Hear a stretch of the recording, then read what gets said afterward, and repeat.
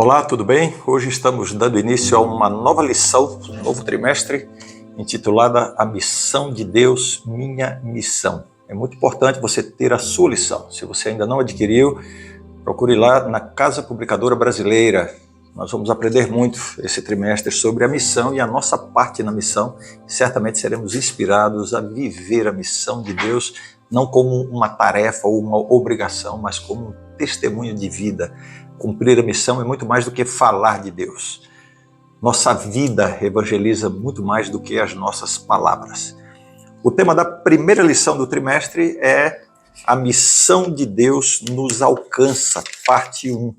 E vamos começar pelo verso para memorizar. Gênesis 3:9. E o Senhor Deus chamou o homem e lhe perguntou: onde você está? Antes de qualquer coisa existir, antes do nosso mundo ser formado, Deus já tinha um plano, uma missão. Esta missão não começou com pessoas, com os profetas ou com os discípulos de Jesus, mas com o próprio Deus quando ele criou o universo e criou o ser humano depois. Deus é amor e ele sempre quis um relacionamento com o ser humano, uma conexão que vai além do que nós podemos entender. Desde o início ele criou uma ligação com Adão e Eva, querendo estar perto do ser humano. O pecado tentou estragar esse plano de Deus, mas ele manteve a sua missão de reconectar-se com o ser humano. Ele é o Deus que sempre está lá, esperando que a gente responda ao seu chamado de amor. E como podemos conhecer melhor esse Deus da missão?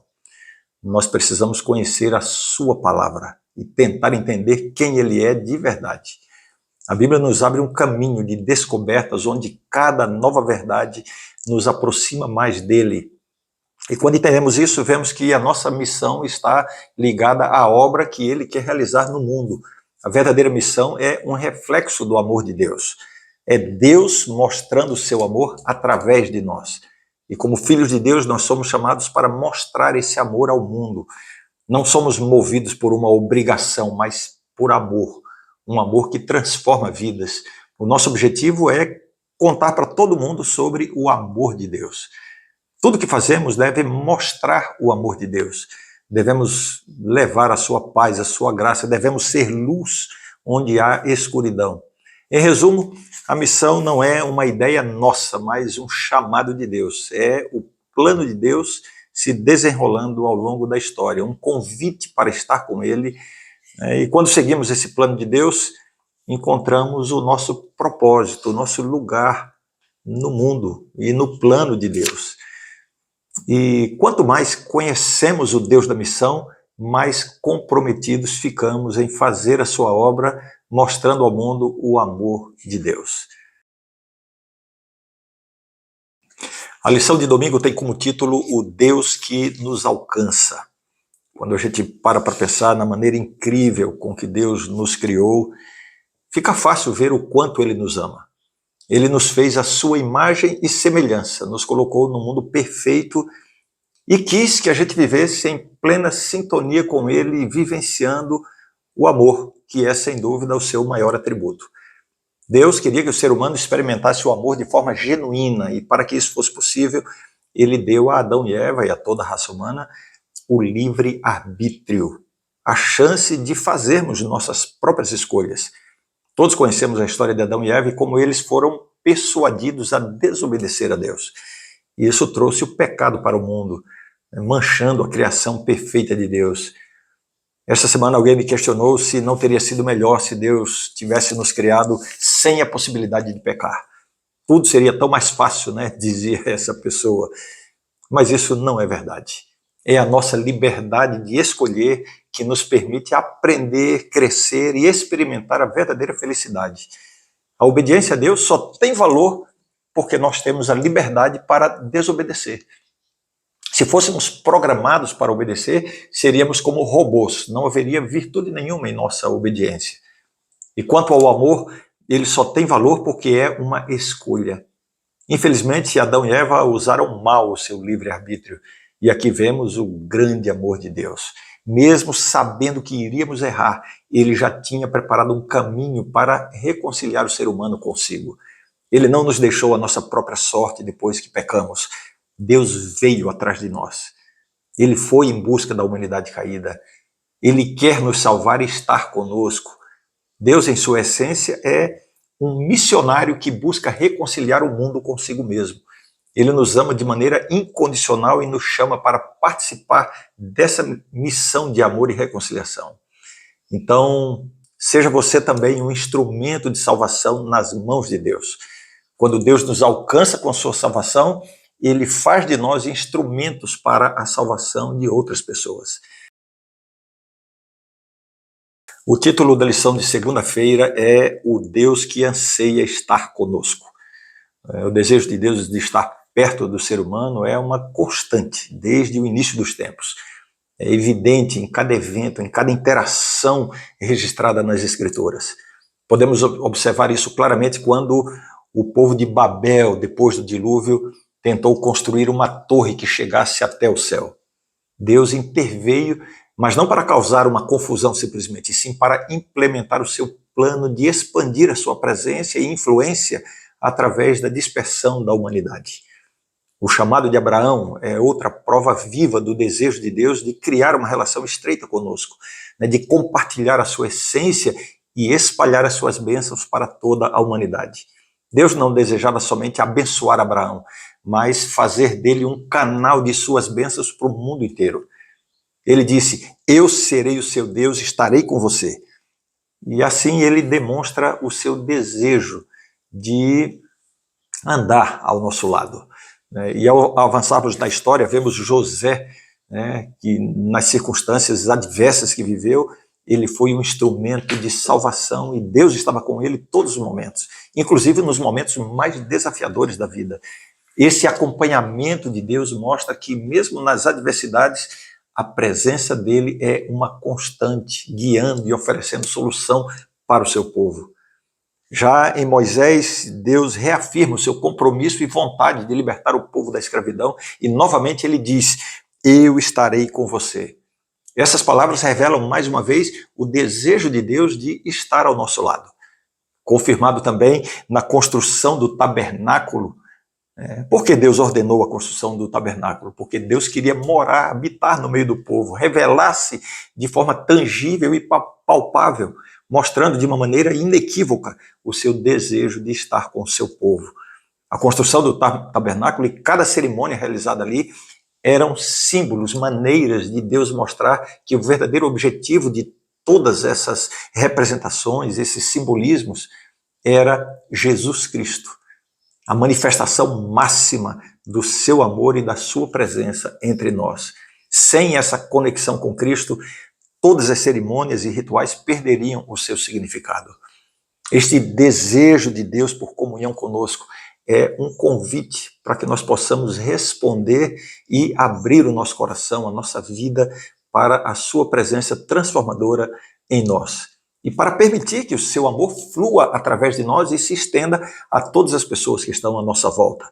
É um lembrete diário do amor infinito de Deus e do seu desejo de compartilhar cada momento de nossa vida. Então, não esqueça disso. Deus quer estar com você também. Não se afaste, porque com Deus por perto, tudo fica melhor e mais fácil. O título da lição de terça é O Deus que se tornou um conosco. Através dos tempos, desde os primórdios da criação, o plano de Deus tem sido revelado aos seus filhos. Esse plano, como já foi esboçado no Antigo Testamento, mostra um Deus desejoso de implementar a sua estratégia missionária através de um povo escolhido para representar a sua natureza, o seu propósito ao mundo inteiro. Deus, com sua soberania, assegura que o seu conselho e a sua vontade prevalecerão. E vemos isso se desdobrar de maneira magnífica ao longo da história bíblica. Entretanto, o Novo Testamento traz ainda mais luz a esse plano, mostrando uma nova dimensão do desejo de Deus de estar conosco. O que era uma promessa no Éden torna-se realidade na encarnação de Cristo. Deus conosco, Emanuel. Isso revela de maneira palpável, tangível, o anseio de Deus de habitar entre nós. Ele não apenas habitou entre o seu povo no santuário, mas também na pessoa física de Jesus. mostrando de uma forma concreta o seu desejo permanente de estar conosco. A vinda de Jesus simboliza a unidade da divindade e da humanidade. Jesus é totalmente Deus e plenamente homem. Ele é o caminho, a verdade e a vida, sendo o único meio de acesso ao Pai. Jesus é a manifestação do unigênito de Deus. A Bíblia diz que ele veio cheio de graça e verdade em São João, né? E assim ele cumpre as profecias, demonstrando de maneira definitiva e sublime o cumprimento do plano de Deus de se unir conosco. Esta missão de Deus, avançando através de Cristo, reafirma o desejo de Deus de estar presente entre os seus filhos. Cristo veio tornar-se um com a humanidade para viver entre nós, para sentir como nós sentimos e para sofrer como nós sofremos. Ele trouxe a divindade para a humanidade para cumprir o propósito eterno de Deus, trazendo-nos reconciliação e restauração. Este intrincado e glorioso plano não apenas revela a soberania de Deus, mas também o seu amor e o seu desejo de comunhão conosco. A encarnação de Cristo é a evidência mais pura do amor de Deus e do seu anseio de estar unido a nós em missão e em propósito. Que essa verdade inspire você e a mim a vivermos diariamente na presença de Deus e andando nos seus caminhos, refletindo o seu amor e cumprindo o seu propósito redentor neste mundo. A lição de quarta tem como título O Deus que continua a estar conosco. A vida e o ministério de Jesus Cristo constituem a mais sublime revelação do caráter e propósito de Deus. Neste cenário de redenção, cada ação de Cristo elabora ou cria uma imagem mais profunda e integrada de quem Deus realmente é. Ele não é apenas Jesus não é apenas a imagem viva do Deus invisível, mas é a plenitude de Deus, né, que habitou nele, tornando-o a personificação do amor de Deus e a execução da missão de Deus. Jesus é Deus encarnado. A missão de Cristo não foi só uma jornada de salvação, foi uma expressão de busca. Jesus disse, o Filho do Homem veio buscar e salvar o perdido, Lucas 19:10. Isso revela que a obra de Cristo não foi passiva, foi uma missão ativa, uma busca resoluta pela humanidade perdida, um eco profundo da natureza missionária de Deus. Na última semana de sua vida aqui na Terra, Jesus, o Deus encarnado, transcendeu a liberdade simbolizada pela Páscoa. Ele viveu e morreu para nos libertar da escravidão mais profunda, que é a escravidão do pecado. A cruz não foi apenas um método de execução, de condenação, mas foi um lugar onde a justiça e o amor de Deus se beijaram, onde, abre aspas, né, aquele que não conheceu o pecado, Deus o fez pecado por nós, segundo Coríntios 5:21. Este é o mistério do Evangelho. Na cruz, o santo tornou-se pecado para que os pecadores pudessem ser declarados santos. Mas a jornada de Cristo não terminou na cruz. Sua ressurreição é o triunfo sobre a morte e o pecado, a garantia de nossa esperança e a base de nossa fé. Com a sua ressurreição, Jesus recebeu toda a autoridade no céu e na terra. Ele não é apenas um Salvador crucificado, ele é um Senhor ressuscitado. Com essa autoridade e uma promessa de presença contínua, Jesus comissiona os seus seguidores a participarem de sua missão redentora, levando a luz do Evangelho ao mundo e fazendo discípulos de todas as nações, ressaltando a grande promessa que ele fez, né? E eis que estou com vocês todos os dias até o fim dos tempos. Quando nos apropriamos dessa verdade transformadora, nós somos chamados a ser reflexos da luz de Deus, do amor de Deus, da verdade de Deus no mundo. E assim devemos nos tornar agentes de reconciliação e portadores de esperança. Este é o chamado do Evangelho. Viver e compartilhar a presença, o poder e a promessa de Cristo ressuscitado, entendendo que através de Cristo o eterno e o temporal, o divino e o humano se encontram, revelando a profundidade do amor e da graça de Deus para com todos nós. Louvamos a Deus por isso, isso é maravilhoso. O título da lição de quinta é Deus voltará para nos buscar. As promessas da volta de Jesus na Bíblia são uma evidência do desejo de Deus de habitar conosco eternamente. Voltarei e os receberei para mim mesmo, para que onde eu estou, vocês estejam também. João 14,3. Essas palavras de Jesus são o ponto alto da promessa de Deus de nos reconciliar consigo para sempre. O apóstolo João confirma essa promessa, vislumbrando o futuro onde Deus habitará com eles. Essas são as palavras do apóstolo. Eles serão povos de Deus e Deus mesmo estará com eles e será o Deus deles. Apocalipse 21:3. É a sublime realização da salvação, onde a graça de Deus supera o pecado, onde a terra reivindicada por Satanás será não apenas redimida, mas exaltada. E onde Emanuel, Deus conosco, será uma realidade constante. Esta promessa não é apenas a finalização da obra da salvação, mas também o início de uma eternidade onde louvaremos a Deus por sua dádiva.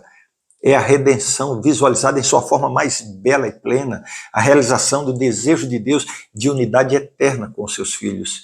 A consumação da missão de Deus traz consigo não apenas a restauração, mas a elevação da humanidade, para essa comunhão eterna com Deus. E no livro de Efésios, há uma intensificação dessa realidade, porque revela que esse propósito de Deus de unificar todas as coisas é eterno. Aí o apóstolo Paulo ressalta a predestinação divina de nossa adoção como filhos de Deus.